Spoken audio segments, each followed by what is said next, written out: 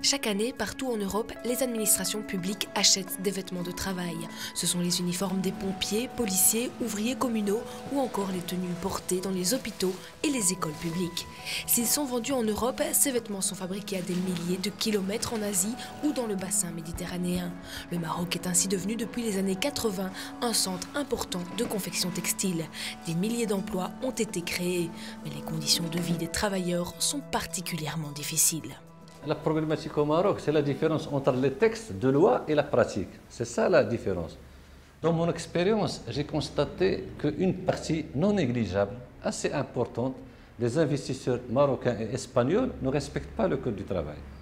الوضعية اللي هي داخل الشركات العاملة كتخدم يعني أكثر من 12 ساعة بحال اللي قلت اللي كتعاني منه الوضعية الصحية ديالها من ناحية فيزيك كيفاش كتجلس يعني الضوء اللي هو دائما حدا قريب من العينة اللي هو كيأثر على النظر ديالها كذلك كاين مراحل اللي هما جد في واحد الوضعية سيئة وكذلك من غير الوضعية السيئة د المراحل كاينين كيستعملوا بالوقيته. بالنسبة للنقابة بعدا حنا ما عندناش هنايا ما كيعترفوش بها في المعامل نهائيا. في المعامل الا قلتي خصك تعمل نقابة كيقول لك صافي غدا ما تجيش. خدمت في 4 شركات. اخر شركه اللي خدمت فيها كنا خدمني ديال هاد اللباس ديال بومبيروس دخلت بلا عقده الشغل. Conditions de travail indécentes, absence de contrat de travail et de protection sociale, la vie des travailleurs est très difficile. D'autant qu'il faut encore ajouter à cela des salaires inférieurs à la fois au minimum légal et au seuil de pauvreté. Une situation intenable qui mène directement à une précarisation de plus en plus grande de cette partie de la société marocaine. Les femmes sont particulièrement touchées. Le taux d'alphabétisation est plus haut chez les femmes. Les femmes sont moins qualifiées que les hommes. C'est pourquoi les secteurs les plus marginalisés au Maroc sont 3 secteurs. Le textile, l'agroalimentaire et les ouvrières agricoles. Et ce sont les 3 secteurs où il y a plus de 70% de femmes.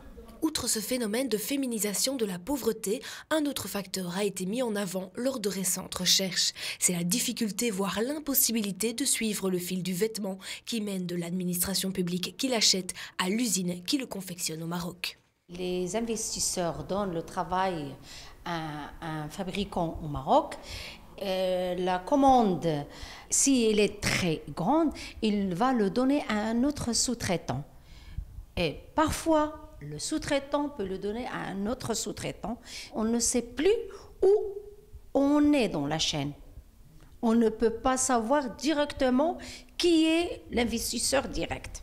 I si alhora busquem roba de treball fabricada al Marroc o fabricada a Xina, intentem veure qui és el comprador, a través de les treballadores no ho podem saber, perquè amb prou feines saben quin és el nom de la fàbrica per la que estan treballant, i òbviament, a través dels patrons d'aquestes treballadores tampoc ho podem saber perquè no ens diuen qui són els seus clients. Per tant, tenim una cadena totalment opaca on nosaltres coneixem els 2 extrems, però ens costa molt aconseguir juntar o aconseguir traçar tota la cadena de producció. Dans ces conditions, difficile pour les travailleurs de faire valoir leurs droits, difficile aussi pour les organisations et syndicats de savoir où adresser leurs revendications et de faire pression. Ce manque de transparence pose également la question du contrôle et de la vérification.